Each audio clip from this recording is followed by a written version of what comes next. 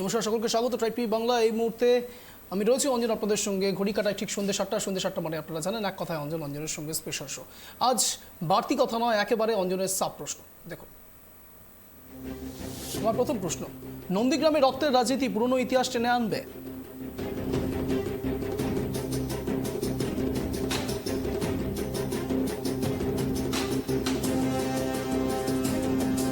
আমার দ্বিতীয় প্রশ্ন, নির্বাচনের আগে আপকর্মীর বিস্ফোরক দাবি হিরণের রাজনৈতিক ভবিষ্যতে প্রভাব পড়বে?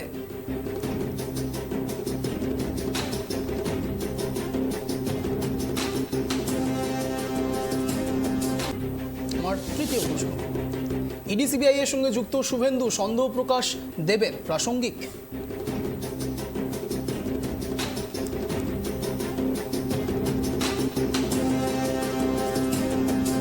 আমার চতুর্থ এবং অন্তিম প্রশ্ন, নন্দীগ্রামে শুভেন্দুর হুঁশিয়ারি, সিবিআই তদন্তের দাবি নির্বাচনের প্রভাব পড়বে? এই যাবতীয় প্রশ্ন নিয়ে আসছি আগামী 1 ঘন্টা, কিন্তু তার আগে দেখাবো বিশেষ প্রতিবেদন, তারপর আসছি বিশদ আলোচনায়। দেখুন, লোকসভা ভোটে ফের উত্তপ্ত নন্দীগ্রাম। অবরোধ সংঘর্ষে রণক্ষেত্র হলো এলাকা। তৃণমূলের হাতে খুন মহিলা বিজেপি কর্মী। অপরাধীদের দ্রুত গ্রেপ্তারের দাবি বিজেপি। পরিস্থিতি সামলাতে এলাকায় মোতায়েন র্যাব। লোকসভা ভোটের মুখে রাস্তা অবরোধ সংঘর্ষ, সেই পুরনো ছবি ফিরল নন্দীগ্রামে। বিজেপির অভিযোগ, তৃণমূলের হাতে খুন হয়েছেন তাদের মহিলা কর্মী রথিবালা আরি।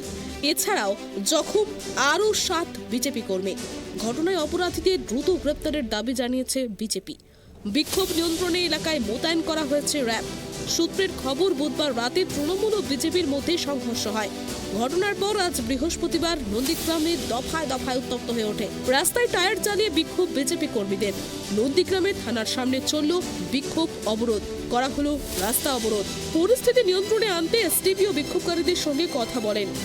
রিয়াপাড়া ফাঁড়ির অফিসার ইনচার্জকে অপসারণের দাবিও করে বিজেপি। ভোটের দিন নন্দীগ্রামে সংখ্যালঘু অধ্যুষিত এলাকায় কেন্দ্রীয় বাহিনী মোতায়েন করার দাবিও করা হয়, তবে তারপরও পরিস্থিতি নিয়ন্ত্রণে আসেনি। পরিস্থিতি সামলাতে এলাকায় পৌঁছয় কেন্দ্রীয় বাহিনী। দোকানে আগুন লাগিয়ে দেওয়ার অভিযোগ, কয়েকটি দোকান ভাঙচুর চালানোর অভিযোগ উঠেছে। বাধ্য হয়ে লাঠিচার্জ করে কেন্দ্রীয় বাহিনী। তৃণমূলের অভিযোগ, বিজেপি সমর্থকরা টিএমসি সমর্থকদের দোকানে অগ্নিসংযোগের ঘটনা ঘটায়। স্থানীয় তৃণমূল নেতা শেখ সুফিয়ানের অভিযোগ যে মনসা বাজারে ঘটনাটি ঘটেছে সেখানে তৃণমূলের একটিও ঝান্ডাও নেই, তবে তৃণমূলের কিছু সমর্থক সেখানে থাকেন। বিজেপি আশ্রিত দুষ্কৃতীরা রাত 12টার পর গিয়ে তৃণমূলের লোকেদের বাড়ি ভাঙচুর করে মারধর করে বলে অভিযোগ করেন তিনি। আর তা নিয়েই আদি এবং নব্য বিজেপির মধ্যে গন্ডগোল, মারামারি ফাটাফাটি হয়, একজনের মৃত্যু হয়েছে। এটা খুবই দুর্ভাগ্যজনক বলে দাবি তৃণমূল নেতা শেখ সুফিয়ানের। এদিকে উত্তপ্ত পরিস্থিতিকে সামাল দিতে নন্দীগ্রামে ছুটে যায় তৃণমূলের প্রতিনিধি দল। তাদের দেখে পাল্টা গো ব্যাক স্লোগান তোলেন এলাকাবাসীরা। সরাসরি আলোচনা প্রসঙ্গে আসবো। প্রথমে পরিচয় পর্ব সারবো। ইতিমধ্যে আমাদের সঙ্গে জুড়ে রয়েছেন স্টুডিও থেকে মাননীয় অরিন্দম সরকার, তৃণমূল সমর্থক। আমাদের সঙ্গে জুড়ে রয়েছেন মাননীয় স্নেহায়ন সরকার, বিজেপি সমর্থক। আপনাদের দুজনকে স্বাগত ট্রাইব টিভি বাংলায় এক কথা অঞ্জনের এই শোতে। আমার প্রথম প্রশ্নই থাকবে সরাসরি অরিন্দম বাবুর কাছে। অরিন্দম বাবু, নন্দীগ্রামে আবারও একই রকম খুনাখুনি রাজনীতি, সেই রক্তের রাজনীতি আবারও ফিরে এলো, কি বলবেন?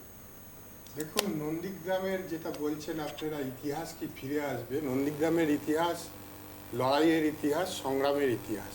কিন্তু তার সাথে এই যে ঘটনা নন্দীগ্রামে একটা তৈরি করা হয়েছে, এর বিস্তর ফারাক রয়েছে, সেই বিষয়ে আমি যাচ্ছি না। শুধু এইটাই বলবো যে যখন এনডিএ সরকার যাওয়ার মুখে এবং ইন্ডিয়া সরকার আসার মুখে, এবং যেখানে 42টার মধ্যে অন্তত 30 থেকে 35টা সিট তৃণমূল কংগ্রেস জিতছে, এইরকম পরিস্থিতিতে আজকে মরিয়া হয়ে নন্দীগ্রামে যে প্রয়াসটা চলছে সেটা অত্যন্ত নিন্দাজনক এবং ধিক্কারজনক। সবার প্রথমে নিশ্চয়ই নন্দীগ্রামের যে মায়ের প্রাণ গিয়েছে তার বিধায়ী আত্মার প্রতি আমি শ্রদ্ধা নিবেদন করব, এবং যারা এই খুনের সাথে যুক্ত তাদের প্রতি তীব্র ভর্ৎসনা এবং নিন্দা আমি এখান থেকে করছি। এই ঘটনার নিশ্চিতভাবে সঠিক তদন্ত হওয়া উচিত এবং তদন্তে দোষী ব্যক্তিদের বিরুদ্ধে কঠোর থেকে কঠোরতম শাস্তি হওয়া উচিত। কিন্তু একটা এরকম ঘটনা যেই জায়গায় বিরোধী দলনেতা তিনি নিজে বিধায়ক, এরকম একটা জায়গা সোনাচূড়া যেখানে বিজেপির দবদবা আছে, যেখানে প্রত্যেকটা বিগত নির্বাচনে দেখলে সেখানে তৃণমূল খুবই অল্প সংখ্যক মানুষ আছে যারা কোনো মতেই এই ধরনের গণ্ডগোলের সাথে জড়াতে চায় না। এবং তৃণমূল কংগ্রেস কাজের ভিত্তিতে ভোট চাইতে যায়, মানুষের উন্নয়নের ভিত্তিতে মানুষের কাছে ভোট চাইতে চায়। কিন্তু বিজেপির যে গুজরাট লবি আছে, এদের ইতিহাসে যদি দেখেন তাহলে এরকম দাঙ্গা থেকে এদের ইতিহাস উত্থান যা আছে সেটা গোধরা থেকে শুরু হয়েছে, আর আজকের দিনে গোটা ভারতবর্ষে সেটা ছড়িয়েছে। এবং বাংলায় তাদের পদক্ষেপের সাথে সাথে বাংলায় এই ধরনের একটা পরিস্থিতি তৈরি করার চেষ্টা হচ্ছে। মারা গেছে। আমি আসবো স্নেহান বাবুর কাছে আসবো। স্নেহান বাবু, অরিন্দম বাবু একেবারে সরাসরি বলছেন যে যিনি বা যারা এই কাণ্ড ঘটিয়েছে, এই খুন যা হয়েছে, যে রক্তাক্ত ইতিহাস তৈরি করার চেষ্টা করা হচ্ছে নন্দীগ্রামে, সেখানে যারা এই কাজগুলো করেছে তাদের ধিক্কার জানাচ্ছেন, কি বলবেন? না, বিষয়টা হচ্ছে গিয়ে উনি ধিক্কার জানাচ্ছেন কি জানাচ্ছেন না, তার থেকেও বড় কথা হচ্ছে গিয়ে পুলিশ আর প্রশাসন কি করছে। পুলিশ আর প্রশাসন গতকাল থেকে তাদের যে ভূমিকা, যেভাবে কেন্দ্রীয় বাহিনীকে নন্দীগ্রাম থানায় বসিয়ে রাখা হয়েছে, কেন্দ্রীয় বাহিনী রুটমার্চ করছে না কেন? কেন্দ্রীয় বাহিনীর তো কাজ তো রুটমার্চ করে। আমরা 21-এ দেখেছিলাম কেন্দ্রীয় বাহিনী বহুদিন আগে থেকে এলাকাগুলোতে রুটমার্চ করছে। আমি যে এলাকায় থাকি, যাদবপুর লোকসভা, যেখানে 1 তারিখ ভোট, আজকে এখনো অব্দি একদিনও রুটমার্চ হয়নি। এই কেন্দ্রীয় বাহিনীকে রুটমার্চ করানো হচ্ছে না কেন? কিউআরটি যেগুলো তৈরি করা হয়, সেই কিউআরটি টাইম মতো কেন পৌঁছাচ্ছে না? দেখুন, বিষয়টা হচ্ছে কি, আজকের যে চিত্রগুলো, অঞ্জনবাবু কোথাও একটা ভাবুন তো, সেই 2007-এর কথা মনে পড়ে যাচ্ছে না? সেই আগুন জ্বলছে, সেই রাস্তা অবরোধ, মানুষ রাস্তায় নেমে পড়েছে, পুলিশকে ঢুকতে বাধা, এবং সর্বোপরি পুলিশের ওপর যে সেই অনাস্থা, আবার নন্দীগ্রামে সেই দিনগুলো ফিরে আসলো না। আসলে সমস্যাটা কোথায় জানেন তো অঞ্জনবাবু? শাসক বদলায়, রং বদলায়, কিন্তু শাসকের চরিত্র বদলায় না। সেদিনও শাসক এই নন্দীগ্রামের বিরোধী ছিল, আজও শাসক নন্দীগ্রামের বিরোধী। সেদিন শাসক জমি দখল করতে চেয়েছিল শিল্পের জন্য, আজ শাসক জমি দখল করতে চাইছে রাজনীতির জন্য, ভোটের জন্য। কিন্তু সমস্যাটা কি জানেন তো? পুলিশকে সামনে রেখে সেদিনও যেভাবে শাসক ঢুকতে পারেনি, আজও পুলিশকে সামনে রেখে শাসক ঢুকতে পারেনি। এর প্রতিরোধ কিন্তু মানুষ করেছে। আজকে বিষয়টা হচ্ছে কি, দেখুন, নন্দীগ্রামে যে জায়গায় দাঁড়িয়ে আজকে যিনি মারা গেছে, তিনি কে? তার বয়স 56 বছর বয়স, তার ছেলে ভারতীয় জনতা পার্টি করে। আচ্ছা বলুন তো, যে ভারতীয় জনতা পার্টি করে, এই 56 বছর বয়সী মহিলাটি কাউকে মারতে গেছে? এটা আপনি বিশ্বাস করেন রঞ্জন বাবু? কোন তৃণমূল কর্মীকে মারতে গেছে? আমি আপনাকে বলার সুযোগ দেবো। আমি শুধু এখানে একটা জিনিস শুধু সংযোজন করতে চাই, রাজনৈতিক ইতিহাসটা এরকম হওয়া সত্যি উচিত না। তার কারণ নেক্সট জেনারেশন কি শিখছে? তার কারণ 56 বছর বয়সী একজন ভদ্রমহিলা, তিনি কোনো রাজনীতির সঙ্গে যুক্ত থাকতে পারে এটা সত্যিই কেউ ভাববেন না। সব থেকে বড় প্রশ্ন, তিনি তো কোনো রকম রাজনীতির সঙ্গে ডাইরেক্টলি যুক্তও নয়, তাহলে তাকে মরতে হচ্ছে কেন? এটা হতে পারে, এটা অস্বীকার করার কিছু নেই। মানে ধরেন লোকাল লেভেলে হোক বা আমাদের হায়ার লেভেল গুলোতেও অনেক বয়স্ক লোকজনও রাজনীতি করে, কিন্তু তারা তো অ্যাটলিস্ট হিংসাত্মক রাজনীতির সাথে জড়িত থাকবে না। আমার বক্তব্য হচ্ছে, এই যে ধরেন আজকে আন্দোলন হচ্ছে, আন্দোলনে আপনি ছবি দেখান তো একটা বয়স্ক মানুষ আছে? জেনারেলি এই যে হিংসাত্মক রাজনীতি, সেটা যে দলই করুক, irrespective of political colour, generally আপনি দেখবেন ইউথ জেনারেশনই এতে ইনভলভ থাকে। মহিলারাও যারা থাকে তারা কম বয়সী বা মাঝ বয়সী। তারা 56 বছর বয়সী মহিলাকে মারার দরকারটা কি পড়বে? অভিষেক ব্যানার্জি নন্দীগ্রামে এসে বলে গেল বদলা নেব, বুঝে নেব, আর তার পরবর্তী সময় এই সন্ত্রাস শুরু হয়ে গেল।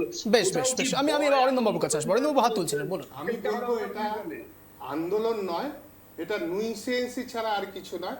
একজন মারা গেছে, এখন প্রশাসন হচ্ছে নির্বাচন কমিশনের আন্ডারে, সেখানে রাজ্য সরকারের কোনো রকম হাতের বিষয় এখানে থাকতেই পারে না। নির্বাচন কমিশন আপনারা জানেন বিজেপির দলদাস। নির্বাচন কমিশনের এইবার কিভাবে তৈরি করা হয়েছে সেটাও জানেন, যেখানে সুপ্রিম কোর্টের চিফ জাস্টিসকে সরিয়ে দিয়ে দলদাস নির্বাচন কমিশন তৈরি করা হয়েছে। সেই নির্বাচন কমিশনের আন্ডারে বর্তমান পুলিশ প্রশাসন আছে। সেই পুলিশ প্রশাসনের ব্যর্থতা আজকে পরিস্থিতি, একজন খুন হয়েছে, নিশ্চয়ই সেই খুনের তদন্ত হওয়া উচিত। তার সাথে সাথে আজকে সাধারণ মানুষের যারা সম্পত্তির ক্ষতি করছে, সাধারণ মানুষের যারা দোকানপাট ব্যবসা বাণিজ্যের জায়গায় অগ্নিসংযোগ করছে, এটা কোনো আন্দোলন নয়, এটা শুধুমাত্র পরাজয়ের যে পরিস্থিতি, সেই পরিস্থিতিতে এদের মতিভ্রম হয়েছে এবং এরা মানুষের উপরে একটা অত্যাচার সেটা নামিয়ে নিয়ে আসতে চাচ্ছে এবং গোটা বাংলাকে অশান্ত করবার তৈরি করছে এবং ঘোলা জলে মাছ ধরবার চেষ্টা করছে। এটা একটা ক্রিয়েটেড করার চেষ্টা হচ্ছে বিজেপির দ্বারা। যে একটা ছিলেন তৃণমূল কংগ্রেসে 2007 আন্দোলন কি ছিল? আজকের আন্দোলনকে নুইসেন্স বলছেন। 2007 কোনো একটা খুনকে ভিত্তি করে আন্দোলন হয়নি, দুটোর মধ্যে বহু পার্থক্য আছে। সেখানে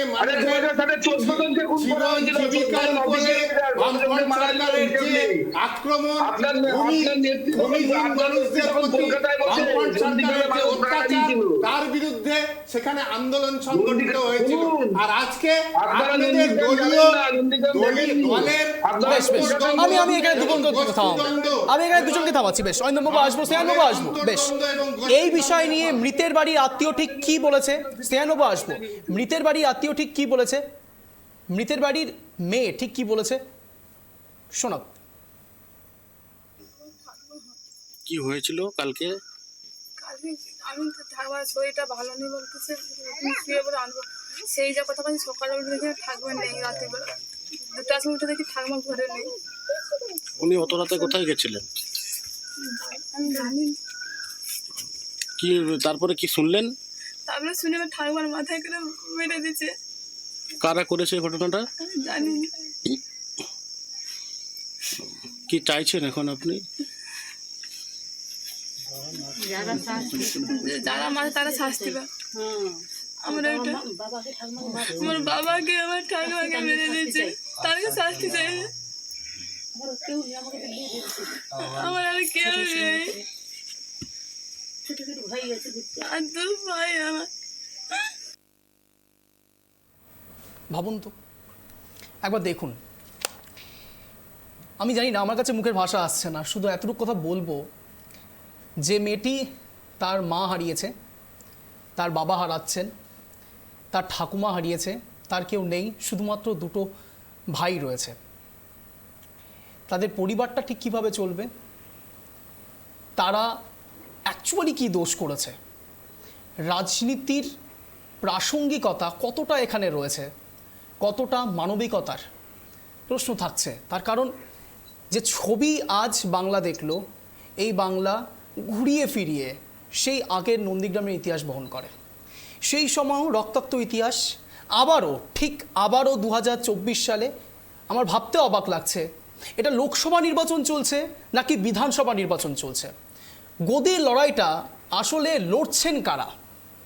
লোকসভা নির্বাচনের ক্ষেত্রে একরকম লড়াই হতে পারে, বিধানসভা নির্বাচনের ক্ষেত্রে একরকম লড়াই হতে পারে, কিন্তু নন্দীগ্রাম বিধানসভাতেও এইরকম ঘটনার নজির হয়তো খুব কম দেখা গিয়েছে যে একটা মেয়ে তার ঠাকুমা, তার পরিবার, সর্বসাকুল্যে সবটা হারিয়েছে, অবশেষে শুধুমাত্র দুটো ভাই তার সঙ্গে রয়েছে। অরিন্দমবাবু, এর পরেও এক্সপ্লেনেশন কি হতে পারে?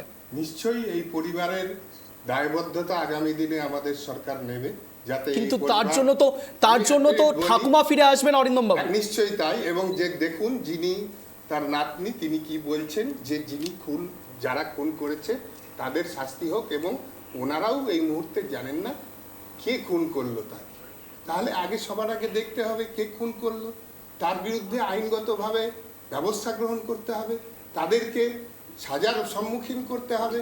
তা না করে ওনারা কি একবারও বলেছে বাকি যারা ওখানে তৃণমূল করে সাধারণ মানুষ আছে তাদের বাড়ি ঘর জ্বলিয়ে দাও, তাদের দোকানপত্র চুরমার করে দাও, তাদের জিনিসপত্র লুট করে নাও?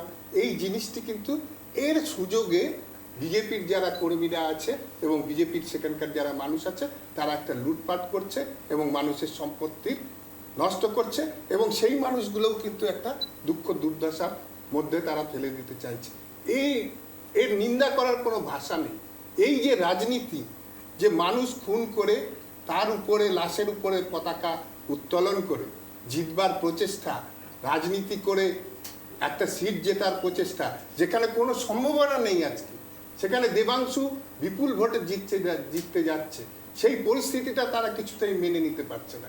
তার জন্যেই আজকে এই ধরনের একটা ঘটনা নিশ্চয়ই হয়েছে, সেটাকে কেন্দ্র করে একটা অস্থির পরিস্থিতি তৈরি করার চেষ্টা হচ্ছে, যাতে 3 দিন বাদেই এখানে নির্বাচন আছে, সেই নির্বাচনে ভয় সন্ত্রস্ত হয়ে মানুষ সেখানে যেতে না পারে। আজকে বিরোধী দলনেতা কি বলছেন, মুসলমান বলা শুরু মেরেছে। দেবো স্নেহানবাবু।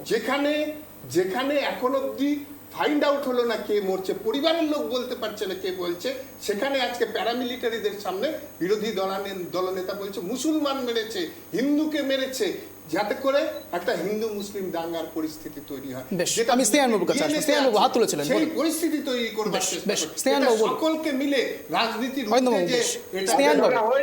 হয়েছে, শুনুন না, স্নেহানবাবু বলুন। বলছে শুনুন না, আরে বলছি আপনি স্টুডিওতে বসে বসে বলছেন যে দেবাংশু বিপুল ভোটে জিতছে, আর নন্দীগ্রামে আপনাদের নেতা শেখ সুফিয়ান বলছে যে মনসাতলায় আমাদের একটা ফ্ল্যাগও নেই পর্যন্ত। সে একটা আপনাদের জায়গায় এমন flag না অবস্থা, থাকলে তা দিয়ে, flag কোথাও না থাকলেও তা দিয়ে ভোট নির্ধারিত হয় না।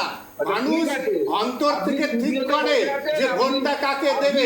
আপনারা ফ্ল্যাগে ভরিয়ে দিলেও মানুষ যে আপনাদের ভোটে ভরিয়ে দেবে এটা ভাববেন না।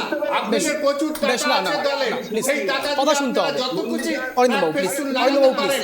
গোটা ভারতবর্ষকে আপনারা বেশ, বেশ, বেশ, অরিন্দমবাবু, ফেস্টুনে ঢেকে অরিন্দমবাবু, দিয়েছেন। বেশ। কিন্তু ভারতবর্ষের Please, মানুষের অরিন্দমবাবু, মন থেকে অরিন্দমবাবু, আজকে please, BJP উঠে অরিন্দমবাবু, গেছে এবং বেশ, আগামী দিনে বেশ, বেশ, বেশ, বেশ। ভারতবর্ষ থেকে অরিন্দমবাবু, মোদী please। সরকার আমি এখানে দুজনকেই থামাবো। চলছে, বিজেপি কর্মী সেই ঠিক কি বলেছে একবার শোনাবো, পরিস্থিতির শুনুন। সামনে আজকে আপনারা আছেন। বিজেপি কর্মী কি বলেছে শুনবো, শোনাবো। এটা হচ্ছে উনি তো যেখানেই যাচ্ছে, আজকে 21 সালে বিধানসভা নির্বাচনের পর থেকে এখনো পর্যন্ত আমাদের 70 জনের বেশি বিজেপি কার্যকর্তা মারা গেছে, এবং এখানে এসে গতকালকে কয়লাচর এসে এমন উস্কে দিয়ে গেছে যার কারণে যাদের পায়ের নিচের মাটি ছিল না তারা এসে এখানে নিজেদেরকে দাপত্য দেখানোর জন্য, এবং বিশেষ করে বট্টপ্রবীরের কয়েকজন মানে সংখ্যালঘু যাদেরকে গতকালকে তারা হচ্ছে উৎসাহিত হয়েছে, এবং আজকের এই দুর্ঘটনা ভারতীয় জনতা পার্টির একজন কর্মীর মা উনি মারা গেছেন, এবং উনি আরেকজন যিনি মানে সঞ্জয় সে মৃত্যুর সাথে পাঞ্জা লড়ছে, তাকে কলকাতাতে হসপিটালে ভর্তি করা হয়েছে। বাকি 7 জন কার্যকর্তা তারা নন্দীগ্রাম হাসপাতালে ভর্তি হয়েছে। ঘটনাটা হয়েছে যেটা, যে এখানে সোনাচূড়াতে জানে শুধু সোনাচূড়া নয়, নন্দীগ্রামের সব জায়গাতে তৃণমূল ভোকারটা হবে, তৃণমূলের একটাও কোনো লোক থাকবে না। এই জায়গায় দাঁড়িয়ে এখানে যখন যেহেতু তারা ভোট পাবে না, যেহেতু তাদের এখানে কিছু নেই, এখানে একটা রাতারাতি একটা কোনো রকম চক্রান্ত করে ভারতীয় জনতা পার্টিকে ভয় ভীতি দেখানোর উদ্দেশ্যে গতকালকে ভাইপোর যে বাণী, সেই বাণীটাকে কার্যকর করার উদ্দেশ্যে এখানে আজকে অফিস। আমি স্নেহানবাবুর কাছে ছিলাম। স্নেহানবাবু বলুন। না দেখুন, আমি তো আগেই বললাম যে সিম্পল ফিয়ার সাইকোসিস, সিভিয়ার সাইকোসিস তৈরি করা ওই জায়গাতে নন্দীগ্রামে তৃণমূলের নাম নিশানা নেই। আমি আপনাকে বলছি এর প্রধান কারণ হচ্ছে মমতা ব্যানার্জি সেদিন যেটা বলেছে। মমতা ব্যানার্জি যেভাবে জমি আন্দোলনকে কলঙ্কিত করেছে, যেভাবে জমি আন্দোলন যার হাত ধরে উঠে এসছে, জমি আন্দোলনে যিনি নেতা ছিলেন, যিনি ওই জমি উচ্ছেদ প্রতিরোধ কমিটির নেতা ছিলেন, শুভেন্দু অধিকারীকে অপমান করেছে, অভিষেক ব্যানার্জি কাঁদতে দাঁড়িয়ে শিশির বাবুকে চুরি করেছে। আমি আপনাকে বলছি নন্দীগ্রাম শহর পূর্ব মেদিনীপুর তৃণমূলের খুব খারাপ অবস্থা। এটা মমতা ব্যানার্জিও জানে, অভিষেক ব্যানার্জিও জানে, তাই রোজ দিন একটা সব ছেড়ে মেদিনীপুরে ঘুরে বেড়াতে হচ্ছে। আমি আপনাকে বলছি বিষয়টি হচ্ছে গিয়ে ওরা সব কথা আমি আগেও বলছিলাম, নন্দীগ্রামের প্রতিটা বুথে তৃণমূল কংগ্রেস এজেন্ট বসাতে পারবে না। বাইরে থেকে লোক আনিয়ে হামলা চালিয়ে ভয় তৈরি করা, যাতে নন্দীগ্রামের মানুষ না বেরায় ভোটের দিন, যাতে তারা একটু সুবিধা করতে পারে। আমি বলছি এতে কোনো লাভ হবে না। আমি আবারও বলছি এটা ভুলে যাচ্ছে, এটা নন্দীগ্রামের মাটি, এটা জমি আন্দোলনের মাটি। এই মাটি হারমাদদের দূরে সরে ফেলেছিল, এই মাটিতে লক্ষণ শেখকে পেছনে সরতে হয়েছিল। এই মাটি জানে না এই বেটা আন্দোলনের মাটি। এই মাটিতে এসে এই নন্দীগ্রামে দাঁড়িয়ে এগুলো করা যায় না। অঞ্জন বাবু, তৃণমূল কংগ্রেস ভুলে গেছে, তৃণমূল কংগ্রেসকে আমার মনে করানোর দিন এসছে। আমি আবারও বলছি যে কেন্দ্রীয় বাহিনী তো ওখানে এখনো আছে প্রেজেন্ট, কেন্দ্রীয় বাহিনীকে কেন বার করা হচ্ছে না, কেন লুটমাচ করানো হচ্ছে না? আজকে আপনি একটা কথা বলুন তো, আজকে আমাদের তৃণমূলের বন্ধু বলছেন যে ইলেকশন কমিশনের, আমি তো বলে দিই দাদা, ইলেকশন কমিশনের আন্ডারে 4 জন ভারতীয় জনতা পার্টির কার্যকর্তা আজ অব্দি খুন হয়েছে। ইলেকশন কমিশনের আন্ডারে বিরোধী দলনেতার বাড়িতে পুলিশ উইদাউট এনি ওয়ারেন্ট তল্লাশি করেছে। সেই তল্লাশিতে 50টা পয়সাও পাওয়া যায়নি। কি সিজ করেছে, কোন বেসিসে তদন্ত করেছে? আইসি কোলাঘাট আজ অব্দি জবাব দিতে পেরেছে?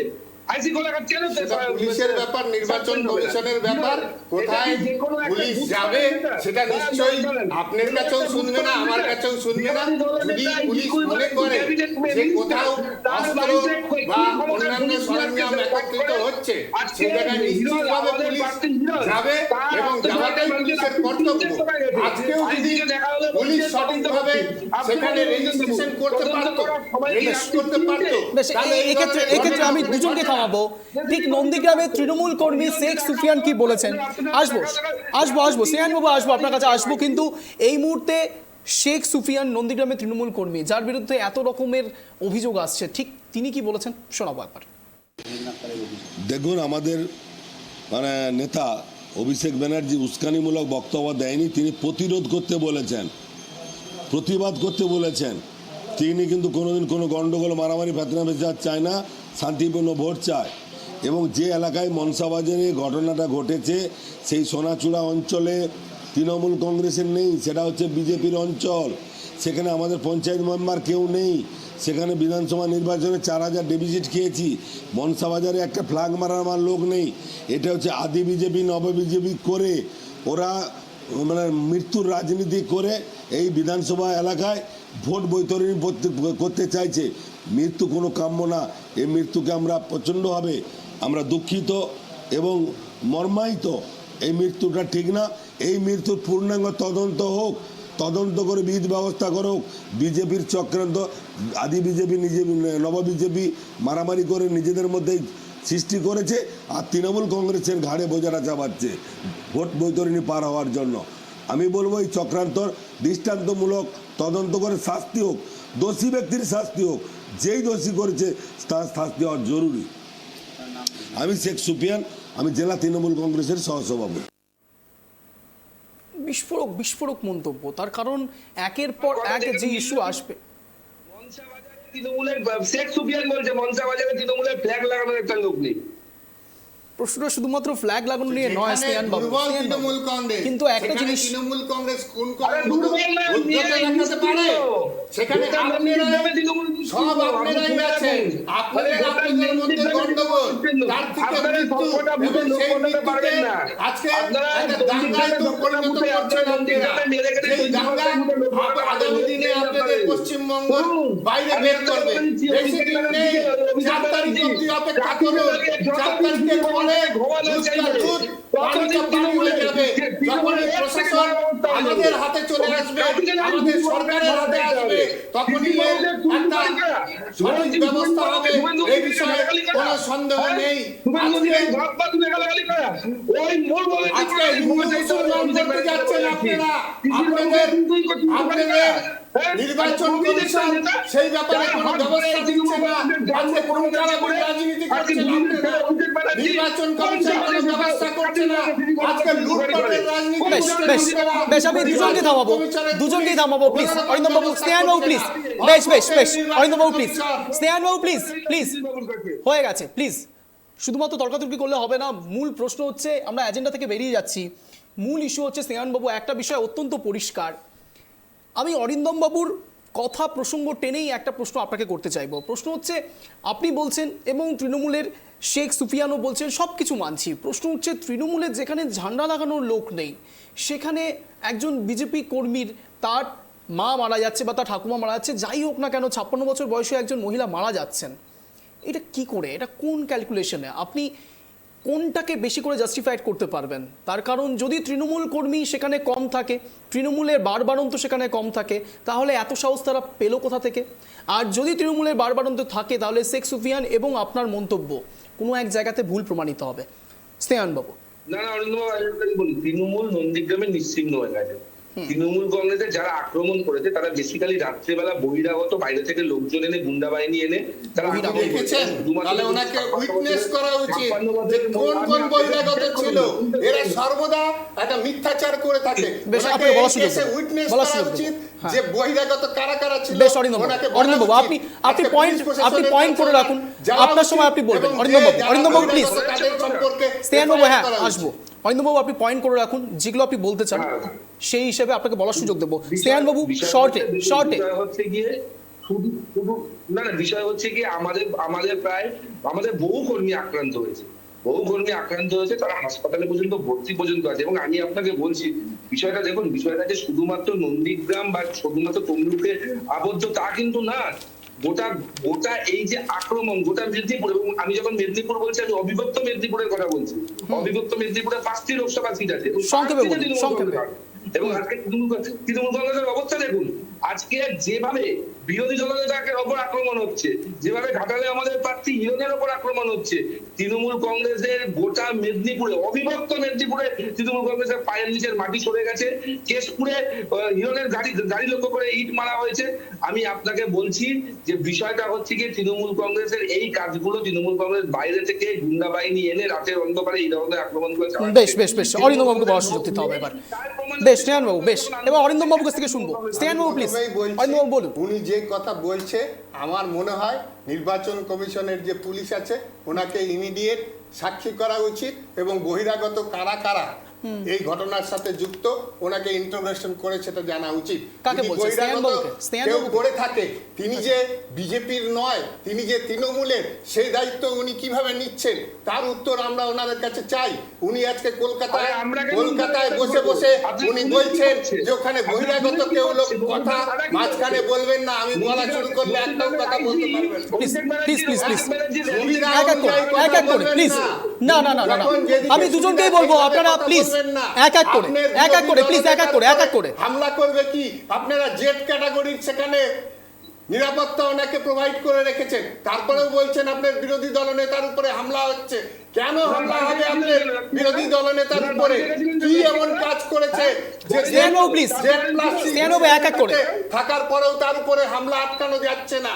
সেটা ভাববার বিষয় আছে আপনার কথা অনুযায়ী, যে একজন নেতা তিনি জেড প্লাস সিকিউরিটিতে তিনি আছেন, তার ভিতরে তারপরেও তাকে আক্রমণ করছে তৃণমূলরা, এবং কি রোষ তার উপরে হয়েছে। তাহলে এমন কি ঘটনা তিনি ঘটিয়েছেন যে তার বিরুদ্ধে মানুষের এত রোষ, যে তার উপরে জেড সিকিউরিটি থাকা সত্ত্বেও উনি মমতা বন্দ্যোপাধ্যায়কে কি লাগাবেন মশাই?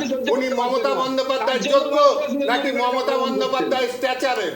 আজকে বিজেপি যদি ওনাকে বিরোধী দলনেতা না করতেন, শুধু একটা এমএলএ হিসাবে থাকতো, উনি মমতা ব্যানার্জি স্ট্যাচারের হয়ে গেছেন।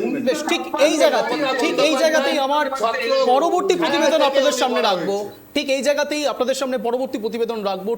এই বিষয় নিয়ে যাবতীয় কর্মকাণ্ড যখন চলছে তখন তারিখ পে তারিখের যে বিষয় বারবার করে উঠে আসে শুভেন্দু অধিকারীর ক্ষেত্রে, নানান রকম তারিখের কথা তিনি বলেন। তিনি 23 তারিখের কথা বলেছিলেন, আজ সেই 23 তারিখ, এবং 23 তারিখের তিনি যে ভাইরালের কথা বলেছিলেন, তিনি যে বিষয় উঠিয়ে আনবেন বলে বলেছিলেন, সেই জিনিস তিনি সরাসরি এক্স হ্যান্ডেলে প্রকাশ করেন। এবং সেই প্রকাশ্য আসার পরেই দীপক অধিকারীও ঠিক কি বলেছিলেন এবং কি মন্তব্য করেছিলেন, সেই যাবতীয় বিষয় নিয়ে এক প্রতিবেদন আপনাদের সামনে রাখছি, তারপর আসছি আলোচনায়। দেখুন, আমি ওদিকে ফাঁকা করে দিয়েছি কাঁথি তমলুক, আর ঘাটালের যে হিরো তাকে জিরো করব হিরণকে দিয়ে। 23 তারিখ সকালবেলা এমন জিনিস আমি ছাড়বো ঘাটালের প্রার্থীর সম্পর্কে, আর ঘর থেকে ওই দিন বেরাবেন। 23 তারিখ সকালবেলা ফলো করবেন 9টার সময় এক্স হ্যান্ডেল সোশ্যাল মিডিয়া। হুঁশিয়ারি অনুযায়ী বোমা ফাটালেন শুভেন্দু। 7 সকালে এক্স হ্যান্ডেলের পোস্ট, ডায়েরির পাতা। ইনামুলের কাছ থেকে নাকি টাকা গিয়েছিল দেবের অ্যাকাউন্টে। পোস্ট করে বিস্ফোরক দাবি বিরোধী দলনেতার। ঝাড়গ্রামের এক নির্বাচনী সভায় গিয়ে দেবকে নিয়ে আগেই হুঁশিয়ারি দিয়েছিলেন বিধানসভার বিরোধী দলনেতা শুভেন্দু অধিকারী। তাকে বলতে শোনা যায়, আগামী 23 তারিখ সকালবেলা ঘাটালের প্রার্থী সম্পর্কে আমি এমন জিনিস ছাড়বো আর ওদিন ঘর থেকে বেরোবেন না। 23 তারিখ সকালবেলা ফলো করবেন 9টার সময় এক্স হ্যান্ডেলে। ঠিক 9টা বাজলো আর শুভেন্দুও দেবকে নিয়ে পোস্ট করলেন ডায়েরির পাতা। তাতে কি লেখা রয়েছে? বিজেপি নেতার দাবি, ইনামুল হকের কাছ থেকে নাকি টাকা গিয়েছিল দেবের অ্যাকাউন্টে। তাহলে কি এই বোমায় ফাটাতে চেয়েছিলেন শুভেন্দু? গরু পাচার মামলায় অন্যতম অভিযুক্ত ইনামুল হকের সঙ্গে ঘাটাল লোকসভা কেন্দ্রের সাংসদ দীপক অধিকারী ওরফে দেবের নাম আগেই জড়িয়েছিল। এই নিয়ে তদন্তকারী সংস্থা তাকে তলব করেছিল, হাজিরাও দিয়েছিলেন দেব। এবার বিধানসভার বিরোধী দলনেতা শুভেন্দু অধিকারী বিস্ফোরক অভিযোগ করলেন দেবের বিরুদ্ধে। তার দাবি, দেবের অ্যাকাউন্টে নাকি ইনামুলের টাকা ঢুকেছে। নিজের এক্স হ্যান্ডেলে সেই নথিও তুলে ধরেছেন শুভেন্দু। নিজের ওপর ওঠা অভিযোগ অস্বীকার করে পাল্টা আবার বিজেপি নেতাকে খোঁচা দিয়েছেন দেব। বিরোধী দলনেতা পোস্টে পরিষ্কার দেখা যাচ্ছে কাকে কত টাকা দেওয়া হয়েছে। নাম উঠে আসছে আরণ্যক ট্রেডার্স নামে একটি সংস্থার। শুভেন্দুর দাবি, এই সংস্থা এনামুল হকের। তার অভিযোগ, দুদফায় দেব পেয়েছিলেন 50 লক্ষ টাকা। এদিকে শুভেন্দুর পোস্টের পর পাল্টা উত্তর দিয়েছেন দেব। তিনিও আবার নিজের এক্স হ্যান্ডেলে পোস্ট করে লিখেছেন, আমার ভদ্রতা কিন্তু আমার দুর্বলতা নয়। সঙ্গে এও বলেছেন, এই তথ্য শুধু ইডি, সিবিআই আর হাইকোর্টের কাছে ছিল। শুভেন্দু তা কিভাবে পেল এটা?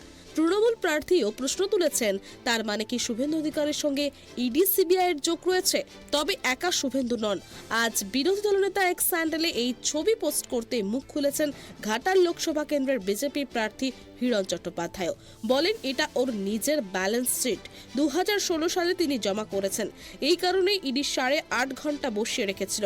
আর উনি যে বলছেন টাকা ফেরত দিয়েছেন, টাকা নিলে তো টাকা ফেরত দিয়েছেন। আর এতদিন ধরে বলেছিলেন আপনি কাউকে চেনেন না। ইনামুল এখন রয়েছেন তিহারে, তার ডায়েরির পাতা এগুলো, আর সেখান থেকে ইডি পেয়েছে। আজ সারা বাংলা দেখুক কে সত্যি কথা বলছে। সত্যি কে সত্যি বলছে, কে মিথ্যে বলছে, যাবতীয় ব্যাপারটা বড্ড জল ঘোলা।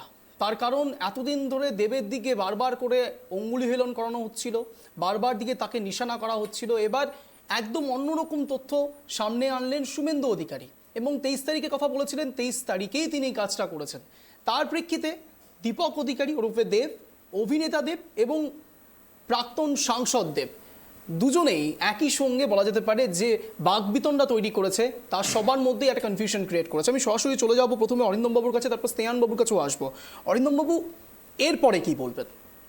এটা তো জলের মতো পরিষ্কার হয়ে যাচ্ছে।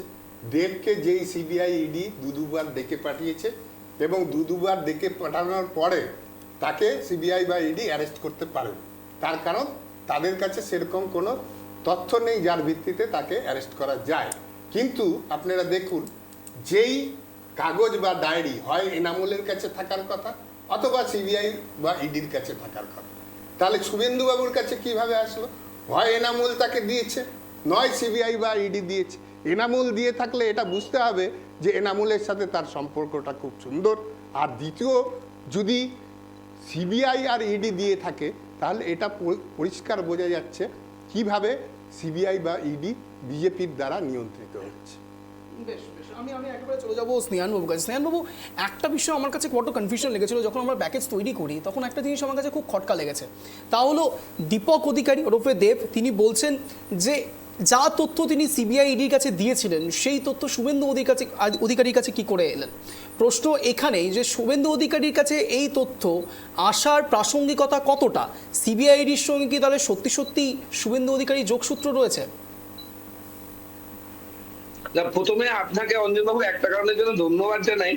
আপনি আজকের সময় বসে একটা ভবিষ্যৎবাণী করলেন এবং খুব সঠিকভাবে ভবিষ্যৎবাণীটা করলেন যে প্রাক্তন সাংসদ দীপক অধিকারী ডেফিনেটলি 4 তারিখ প্রাক্তন সাংসদই হতে চলেছেন। এখন সবাই প্রাক্তন সাংসদ।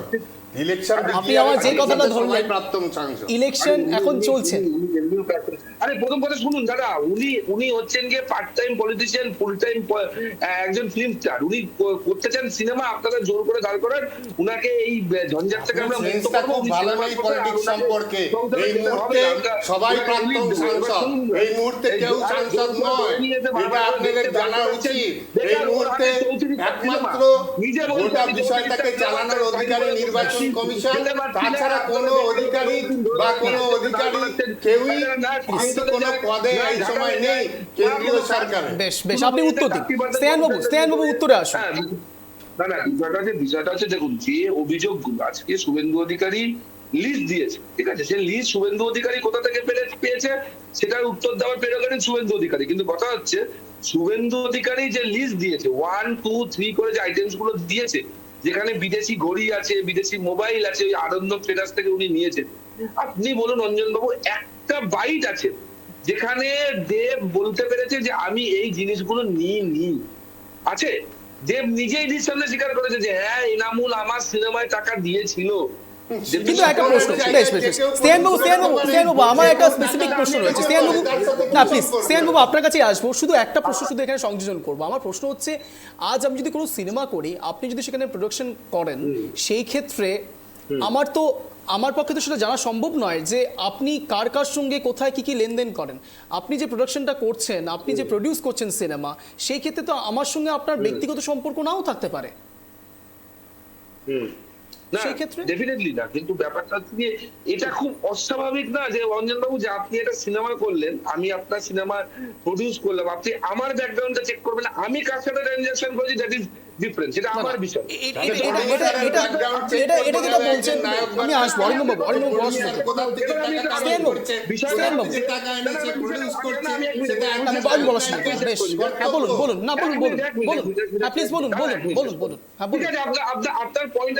আপনার পয়েন্ট আমি ধরলাম, ঠিক আছে, যে আমি আপনাকে টাকা দিলাম, ঠিক আছে, আমি আপনাকে টাকা দিলাম, ঠিক আছে, আপনি সেই টাকায় সিনেমা তৈরি করলেন, দ্যাট ইজ ফেয়ার এনাফ, ঠিক আছে, আপনি ফিল্ম স্টার, আপনি করতে পারেন। আপনাকে আমি দামি মোবাইল দিচ্ছি, আপনাকে আমি বিদেশি ঘড়ি দিচ্ছি, আপনার তখন একবার মনে হবে না আর আপনাকে আমি বিনা খরচে দিয়ে দেবো?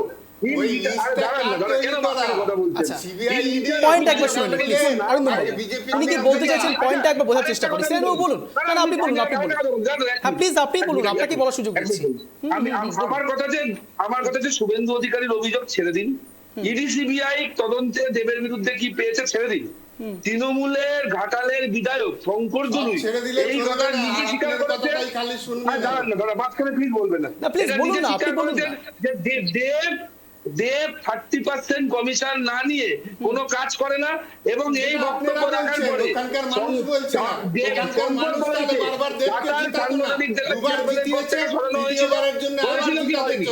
দেবের বিরুদ্ধে অভিযোগ শুধু বিজেপি করছে না, তৃণমূল কর্মীরা করছে, যে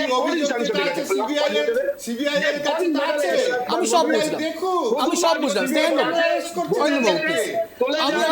আমি একটা জিনিস একটু বোঝার চেষ্টা করবো স্নেহানবাবু, আমি একটা জিনিস বোঝার চেষ্টা করবো। বেশ অরিন্দমবাবু, স্নেহানবাবু আপনার কাছে আমার একটাই প্রশ্ন ছিল, স্পেসিফিক প্রশ্ন ছিল। আমি সব মেনে নিচ্ছি, আমি আপনার সঙ্গে তর্কের খাতিরে সব মানছি, তার কারণ আপনি নিজেকে ডিফেন্ড করবেন, এটাই স্বাভাবিক, আপনার পার্টিকে ডিফেন্ড করবেন, এটাই স্বাভাবিক। অরিন্দমবাবু নিজের পার্টিকে ডিফেন্ড করবেন, কিন্তু প্রশ্ন উঠছে আমার একটা জায়গা স্পেসিফিক ছিল, সেই স্পেসিফিক জায়গাটা হলো শুভেন্দু অধিকারী সিবিআই ইডি দেওয়ার যাবতীয় তথ্য যা দেব দিয়েছেন, সেই তথ্য শুভেন্দু অধিকারীর হাতে আসছে কি করে? প্রশ্নটা দেব তুলেছেন, এবং প্রশ্নটা কি সত্যি ভ্যালিড নয়? যদি সত্যি, প্লিজ না, আমি আমার প্রশ্নটা করতে শুনে নিন। না এক্সাক্ট উত্তর আপনি দেননি,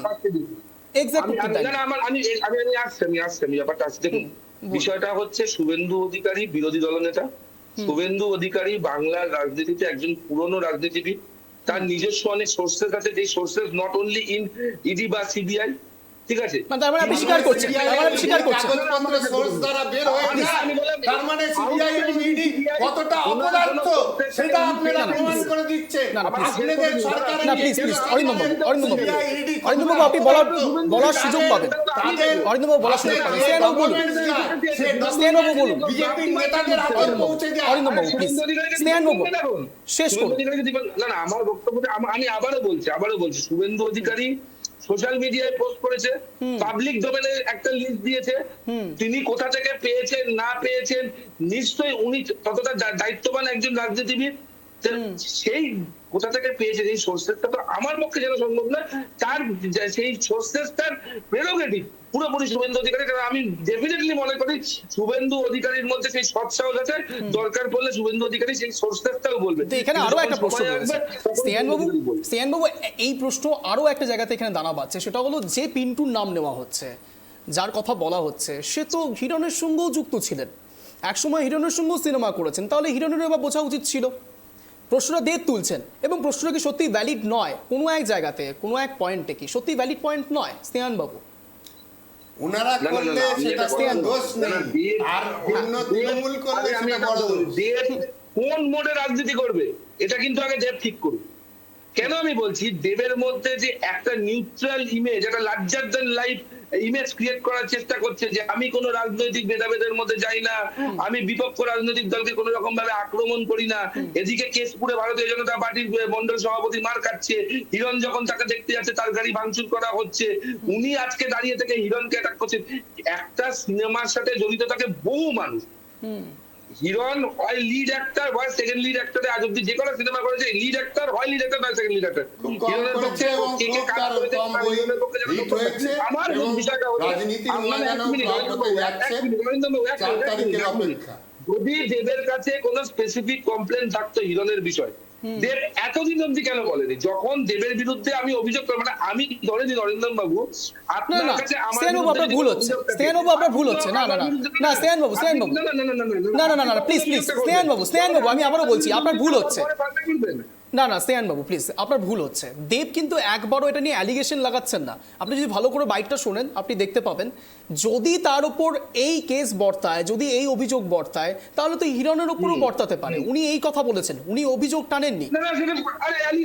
দুটো সেম নয়, দুটো সেম নয়। আমি বললাম না না অনিন্দ, আমি আপনাকে বললাম আপনি যদি আমাকে চোর বলেন আমিও কিন্তু আপনাকে ক্রমবর্ধমান অ্যাটাক করলে পরে তাকে ডিফেন্স করার অধিকার থাকবে না। আপনারা যেভাবে ভারতবর্ষে একনায়কতন্ত্র চালানোর চেষ্টা করছেন সেটা পশ্চিমবঙ্গের মাটিতে চলে না। পশ্চিমবঙ্গের মানুষ রাজনৈতিক সচেতন মানুষ, এখানে একনায়কতন্ত্রের কোনো জায়গা নেই। এখানে এরকম ভাবে ও চেপে রেখেছে এটা কি রাজনীতি করবে বলে? দেবের কাছে যখন হিরণের রেখেছে স্পেসিফিক কোনো কমপ্লেন ছিল, ও পুলিশকে দেয়নি কেন? পুলিশ তো ইনভেস্টিগেট করবে। প্রশ্নই নেই, এই কমপ্লেনটাই ভেদ। একজন প্রোডিউসার দুজনের ফিল্মই প্রোডিউস করেছে, সেই কথাটাই দেব বলেছে। কোনো রকম দেবের ফিল্ম প্রোডিউস করা অপরাধ হয়ে থাকে তাহলে নিশ্চিত হিরণের ফিল্ম প্রোডিউস করা একই রকম অপরাধ, দুটো অপরাধের সমান রকম সাজা হওয়া উচিত। এটা তৃণমূলের স্বভাব, ফেক ভিডিও বার করা, ফেক নিউজ বার করা। আমি একেবারে অন্তিম লগ্নের দিকে যাচ্ছি। আজ মূলত দুটো ইস্যুকে আমরা সব থেকে বেশি প্রাসঙ্গিক মনে করেছি। এক, যেখানে নন্দীগ্রাম একেবারে জ্বলছে, রণক্ষেত্র চেহারা নিয়েছে। অন্যদিকে শুভেন্দু অধিকারীর করা টুইট দেবের এগেনস্টে এবং দেব তার বিরুদ্ধাচরণ করে যে উত্তরগুলো দিয়েছেন, এই দুটো ব্যাপারকে অত্যন্ত প্রাসঙ্গিক মনে করেছিলাম। কিন্তু আরও একটা বিষয় এখানে প্রাসঙ্গিক রয়েছে, তা হলো হিরণের ফেক ডক্টরেট ডিগ্রি এবং সেই বিষয় নিয়ে আপ নেতা কি বলেছেন একবার শোনাই, তারপর আসছি আলোচনা। শুনুন। কেন লিখছে এবং মানুষকে বিভ্রান্ত করার একটা পরিস্থিতি তৈরি হয়েছে। ডক্টর উনি লিখেছেন, তার কারণ হচ্ছে উনি সিএমজে মেঘালয়ের একটা প্রাইভেট ইউনিভার্সিটি থেকে উনি দাবি করেছেন যে উনি পিএইচডি করেছেন। যদিও সেটা তদন্ত সাপেক্ষ, আমরা সেটাতে কোনো তদন্ত করিনি, তাই ওনার ডক্টরেট ডিগ্রি যেটা উনি বলছেন সেটা উনি বলতে পারবো না। তবে হ্যাঁ, এইটা আপনাদের জেনে রাখা দরকার, যে ইউনিভার্সিটিতে উনি দাবি করছেন সেই ইউনিভার্সিটিতে কিন্তু 2013 সালে এবং 2015 সালে মেঘালয় সরকার তদন্ত বসায় যে সেই ইউনিভার্সিটি নাকি জালি ডিগ্রি বিক্রি করেন, এবং 2021 সালে এনফোর্সমেন্ট ডিরেক্টরেট এই জালি ডিগ্রি বিক্রি করবার জন্য ওই ইউনিভার্সিটি 13 কোটি টাকার বেশি সম্পত্তি ওনারা কিন্তু অ্যাটাচ করেন এই কেসের মধ্যে। তো সেটা কাকতালীয় না সত্য সেটার তথ্য প্রমাণ আমার কাছে নেই, তাই আমি সেটা নিয়ে বলবো না ওনার ডক্টরেট ডিগ্রি নিয়ে। কিন্তু উনি যেটা দাবি করছেন, ওনার association with IIT KGP Kharagpur, আমরা প্রত্যেকে জানি আইআইটি খড়গপুর আমাদের কাছে একটা অতি সম্মানীয় প্রতিষ্ঠান, আমাদের বাংলার একটা প্রতিষ্ঠান, এবং আমাদের সর্বোচ্চ নেতা অরবিন্দ কেজরিওয়াল সেইখান থেকে পাশ করেছেন। তো সেই জায়গায় সেই ভাবাবেগে এটা আমাদের আঘাত লেগেছে, এবং মানুষকে ওনারা যে মিথ্যে কথা বলছেন সেইটা কিন্তু আমাদের কাছে সবচেয়ে বড় গুরুত্বপূর্ণ, যে মানুষকে পুরো ভাওতাবাজি দিয়ে বিভ্রান্ত করে উনি ভোট নেবার যে চেষ্টা করছেন সেটা যেন তদন্ত হয়, এবং যদি উনি দোষী প্রমাণিত হন, যদি ওনার হলফনামাটা মিথ্যে প্রমাণিত হয়, তাহলে ওনার যেন প্রার্থীপদ বাতিল হয়। যে বিষয় উঠে এলো, আপকর্মী বলছেন যে ডক্টরেট ডিগ্রি যা দেওয়া হয়েছে, যেটা নিয়ে হিরণবাবু ঠিক আগের দিনও একেবারে যখন তার আত্মসহায়কের বাড়িতে পুলিশ হানা দিয়েছে, ঠিক সেই সময়তে তিনি বারবার একটা কথা বলছিলেন, আমি এমএলএ ডক্টর হিরণময়, বারবার এই কথা তিনি বলছিলেন। এবার সেই ডক্টরেট ডিগ্রি নিয়েই নানাবিধ প্রসঙ্গ উঠে আসছে আপকর্মীদের থেকে। তা এটা কিন্তু কোনো রকম তৃণমূল থেকে করা নয়, এটা আপকর্মীদের থেকে করা। অরিন্দম বাবু দেখুন, এটা নিয়ে বেশি বলবেন না। যেখানে যশস্বী প্রধানমন্ত্রীর ডিগ্রি নিয়ে প্রশ্নবোধক চিহ্ন রয়ে গেছে, সেখানে তার দলের একজন এমএলএ, তার যে এই ধরনের প্রশ্নবোধক চিহ্ন থাকবে, এ নিয়ে খুব বেশি আমরা আশ্চর্য নই, এবং এটা নিয়ে আমরা বেশি কালচার করতেও চাই। একেবারে আমি একেবারে স্নেহানবাবুর কাছে চলে যাবো। স্নেহানবাবু, কোনো এক কারণে হয়তো অরিন্দমবাবু বেশি ঘাটতে চাইলেন না বিষয়টাকে, কোনো এক জায়গায় কি অভিষেক ব্যানার্জির দিকেও তিনি ইন্ধন টানার চেষ্টা করলেন, কি মনে করবেন? না না, বিষয়টা হচ্ছে দেখুন, আমি যেখানে থাকি না, বেসিক্যালি দক্ষিণ কলকাতা, যেখানে মমতা ব্যানার্জি ধরেন দীর্ঘদিনের সাংসদ ছিলেন, এবং আমার এখনো মনে পড়ে যে যখন ছোটবেলায় স্কুল কলেজে পড়ি, মানে বোর্ড টোট হতো, তখন দেখতে পারতাম যে দেওয়ালগুলোতে লেখা আছে ডক্টর মমতা ব্যানার্জি, কিন্তু আজকাল আর ডক্টরটা দেখতে পারি না। তো সেই ডিগ্রিটার কি হলো ভগবান জানে। যাই হোক, বিষয়টা হচ্ছে কি, আর কমপ্লেন করছে আপ এত কিছু জানছে কি করে, মানে আপ কথা কত, বিষয়টা হচ্ছে কি যে 42টা কেন্দ্র, 42টা কেন্দ্রে আপের 42টা ভোট আছে কিনা সন্দেহ। ঘাটাল বাংলার কোন জায়গায় অবস্থিত সেটা আপ জানে না। আপ এখানে এসছে কোন প্রার্থীর কি এডুকেশন কোয়ালিফিকেশন সেটা জানতে। 25 তারিখ দিল্লিতে ভোট, 7টা কেন্দ্রে ভোট। বিজেপির এক সময় 2টো সিট ছিল, ভারতবর্ষের বেশিরভাগ জায়গায় বিজেপির কোনো অস্তিত্ব ছিল না।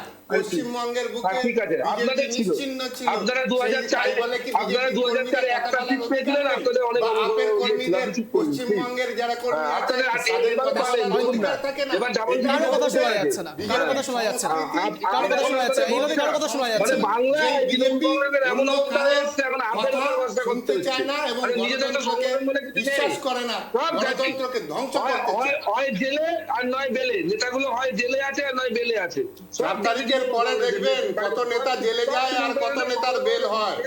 4 তারিখটা আসতে দিন, সরকারটা চলে যাক, আপনাদের কুকীর্তিগুলো সব সামনে চলে আসবে। বেশ বেশ, একেবারে অন্তিম লগ্নের দিকে চলে এসেছি, একেবারে অন্তিম লগ্নের দিকে চলে এসেছি। স্নেহানবাবু, খুব সংক্ষেপে আপনার থেকে ওয়ান লাইনার স্নেহানবাবু, ওয়ান লাইনার। নতুন প্রধানমন্ত্রী হবে, ইন্ডি জোটের সরকার হবে, আমরাও দেখবো। আজকাল তো সার্কাস বসে না, অনেকদিন আমরা দেখিনি এইসব সার্কাস। তো সার্কাস দেখার ইচ্ছা হচ্ছে ভারতবর্ষের মানুষের, যে আপনাদের ইন্ডি জোটকে ক্ষমতায় আনবে। যাই হোক, বিষয়টা হচ্ছে সেটা না, ইন্ডি জোট নয়, ইন্ডিয়া জোট। ইন্ডি নয়, ইন্ডিয়া আসবে তো, ইন্ডিয়া জোট। ঠিক আছে, ও তো না না, ইন্ডিয়া বলতে লজ্জা পান কেন? ছি ছি ছি, ভারতের নাগরিক, ইন্ডিয়া বলতে লজ্জা পাবেন না। জোটটার নাম ইন্ডিয়া জোট, ইন্ডি নয়। আমরা তো বলি এনডিএ জোট, আমরা এনডি জোট বলি না। না না, শুনুন না, নিজেদেরকে বাঙালি বলতে লজ্জা লাগছে। সন্দেশখালীতে যেভাবে মা বোনেদের ইজ্জত লুট করেছে, আমরা ডাইভার্ট হচ্ছি, আমি দুজনকে একেবারে অন্তিম লগ্নে চলে এসেছি। এবার অরিন্দম বাবুর কাছে আসবো। বেশ বেশ, আপনাদের দুজনকে এখানে থামাচ্ছি, একেবারে অন্তিম লগ্নে চলে এসেছি। স্নেহানবাবু প্লিজ, একেবারে অন্তিম লগ্নে চলে এসেছি। এই যাবতীয় বিষয় নিয়ে এবার দুজনকে আপনাদের 1 মিনিট স্ট্যান্ড পয়েন্ট রাখার সুযোগ দেবো। আমি প্রথম সুযোগ দেবো অরিন্দম বাবুকে। অরিন্দম বাবু, আপনার 1 মিনিট সময় শুরু হচ্ছে এখন, বলুন। মূল যে কথা ছিল সে বিষয়ে কথা বলতে চাই। যেই মা আজকে মারা গেছেন, সেই ঘটনার যাতে পুনরাবৃত্তি না হয়। বেশি সময় আর নেই, 4 তারিখ অবধি নির্বাচন কমিশনের হাতে পুলিশ প্রশাসন থাকবে। যেই পুলিশ প্রশাসনকে সঠিকভাবে ব্যবহার করতে না পারার দরুন আজকে এই ধরনের ঘটনাগুলো ঘটছে। আমরা চাইব আগামী দিন আমাদের প্রশাসন আবার যখন এটা তো লোকসভার ইলেকশন, লোকসভা নির্বাচন মিটে গেলে সরকার তৃণমূল কংগ্রেসেরই থাকবেন, মুখ্যমন্ত্রী মমতা বন্দ্যোপাধ্যায় থাকবেন, মুখ্যমন্ত্রীর হাতেই আবার ফিরে আসবে পুলিশ প্রশাসনের দায়িত্ব। সেই জায়গায় নিশ্চিতভাবে একটা পরিষ্কার তদন্ত হবে এবং এই তদন্তে এই মায়ের মৃত্যুর জন্য যারা দায়ী, সেই দায়ী ব্যক্তিদের বিষয়ে কঠোর থেকে কঠোর আইনত ব্যবস্থা গ্রহণ করা হবে। আর আজকের দিনে আমি নির্বাচন কমিশনের কাছে এইটুকু বলতে চাইবো, যেভাবে নন্দীগ্রামের বুকে মানুষের সম্পত্তি আজকে ধ্বংস করা হচ্ছে, ঘরে ঘরে আগুন লাগিয়ে দেওয়া হচ্ছে, দোকানগুলোতে আগুন লাগিয়ে দেওয়া হচ্ছে, বিজেপিকে এইখান থেকে রেস্ট্রিক্ট করা উচিত। সেটা নির্বাচন কমিশনের কর্তব্যের মধ্যে পড়ে। বেশ বেশ, স্নেহানবাবু, আপনার 1 মিনিট সময় শুরু হচ্ছে এখন, বলুন। দেখুন অঞ্জনবাবু, বিষয়টা হচ্ছে প্রথম দুটো ফেজের যখন নির্বাচন হয়েছিল তখন বিচ্ছিন্ন 2-4টে ঘটনা ছাড়া মোটের ওপর শান্তিপূর্ণ নির্বাচন হয়েছিল। আমরা সেই নির্বাচন থেকে আশাবাদী ছিলাম, কিন্তু তার সাথে সাথে আমরা উৎকণ্ঠাও প্রকাশ করেছিলাম যে যত দক্ষিণবঙ্গের দিকে নির্বাচন আসবে তত কিন্তু এর চিত্র পাল্টাতে থাকবে। আসলে উত্তরবঙ্গ থেকে কার্যত খালি হাতে ফেরা তৃণমূল কংগ্রেস দক্ষিণবঙ্গ থেকে 2-4টে সিট জিতে দেশের রাজনীতিতে নিজেদের প্রাসঙ্গিকতা বাঁচিয়ে রাখার জন্য আজকে এই ধরনের কাজকর্ম যে করবে, এটা আমরা আগে থেকেই জানতাম। বিষয়টা হচ্ছে আজকে আমরা এখানে বসে যখন এই শোটা করছি তখন পঞ্চম ফেজের যে প্রচারের যে সময়, আমি কিন্তু আপনার সময় কথা বলছি, আপনি বলুন, কন্টিনিউ করুন প্লিজ, কন্টিনিউ করুন। পঞ্চম ফেজের যে প্রচারের সময়সীমা সেটা কিন্তু অলরেডি শেষ হয়ে গেছে। পঞ্চম ফেজে যে 8টা কেন্দ্রে ভোট গ্রহণ আছে, জঙ্গলমহলের 4টে আসন, 4টে আসন তো আমরা অবশ্যই জিতবো, এবং অবিভক্ত মেদিনীপুরের যে কটা আসন আছে সবকটাতেই জিতবো।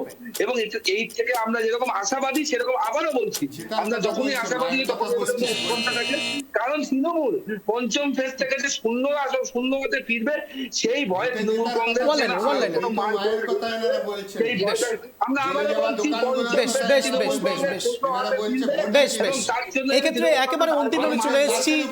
রাজনৈতিক তাপ উত্তাপ চলতেই থাকবে, কিন্তু এই বাকবিতণ্ডার মাঝে সব থেকে বড় যে প্রশ্নগুলো উঠবে সেই প্রশ্নগুলো সত্যি অত্যন্ত প্রাসঙ্গিক। আপনাদের দুজনকেই অশেষ ধন্যবাদ টাইপি বাংলায় আসার জন্য, এক কথা অঞ্জনের শোতে আসবার জন্য। যে কথা বলে আজকের এই স্পেশাল শো শেষ করব। কথ্য ভাষায় আছে, যে যায় লঙ্কায় সেই হয় রাবণ, কিন্তু এখানে কে রাম কে রাবণ আর কেই বা রামায়ণ লিখছে তা জানতে 4 জুন সবাইকে নজর রাখতে হবে। আমরাও নজরে থাকবে, আমাদেরও নজরে থাকবে। আর এরকমই টান টান শো দেখার জন্য ঠিক সন্ধ্যে 7টায় নজর রাখতে হবে টাইপি বাংলার পর্দায় এক কথায় অঞ্জনে। নমস্কার।